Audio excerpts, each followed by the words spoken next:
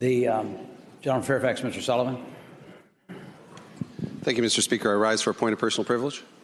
Gentleman has floor. Thank you, Mr. Speaker. Mr. Speaker and ladies and gentlemen of the House, over the last several weeks, we have been treated to some terrific speeches relating to Black History Month. Some of them focused on politicians and scientists and artists and activists. And I recall particularly a very moving tribute to the children of the civil rights movement by the gentlewoman from Alexandria, Delegate Herring. But as the session nears its end, Mr. Speaker, and the days grow longer and warmer, I want to talk about a different part of American culture and history that has been profoundly impacted by African Americans. Spring is in the air, Mr. Speaker. Pitchers and catchers reported last week.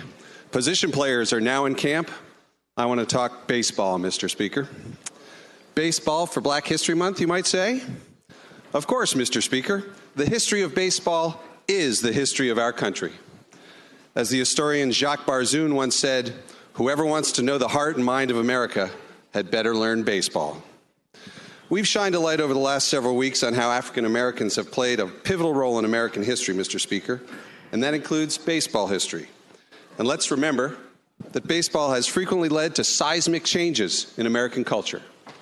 Jackie Robinson, as we all know, desegregated Major League Baseball several years before the Supreme Court desegregated America's schools. And Hank Aaron's pursuit of Babe Ruth's records, thrilling to so many of us, has a backstory full of unspeakable and despicable threats against Hammer and Hank. And more than just baseball bravery on his part, as he prepared to take the record from a legendary white man in a still racially charged country. When we talk about baseball's pioneering African Americans, we frequently talk about the giants, Jackie Robinson, Willie Mays, Satchel Paige, Josh Gibson. I rise today, Mr. Speaker, to talk about a Virginian who, although he may not have received as much attention in the history books as Robinson or Page or Gibson, made a lasting impact on American baseball history, despite having been denied the opportunity to play in the major leagues. I want to introduce to you today, ladies and gentlemen, Leon Day. Mr. Day was born on October 20th, 1916, in Alexandria, Virginia. Not many people know, or surely not enough people know, that he is considered by many baseball historians to be the equal of the great Satchel Paige. He's regarded as one of the best pitchers in the Negro Leagues between 1934 and 1950.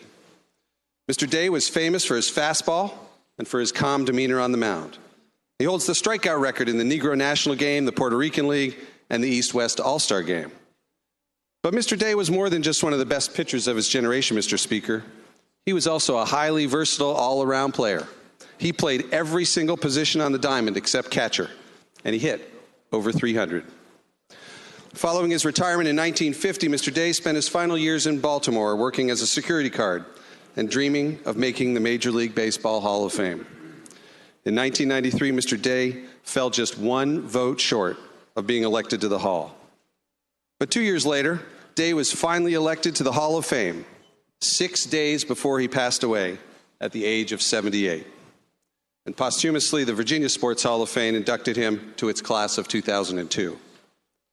Mr. Speaker, it was men like Leon Day who persevered even when they were denied the opportunity to shine on the brightest stage, and who led the way for the great African-American baseball players who entered the major leagues long after his retirement. But these trailblazers, Mr. Speaker, did much more than that. They helped every kid dream, whether it was a dream to play in the bigs or a dream to fly to the moon. These men were part of that long lineup card of heroes who helped every kid think to him or herself, yeah, I can do that. Mr. Speaker, I ask that today and this month we remember Leon Day and all of his fellow Negro League players as we get ready, as my friend, the gentleman from Virginia Beach would say, to play ball. Thank you, Mr. Speaker.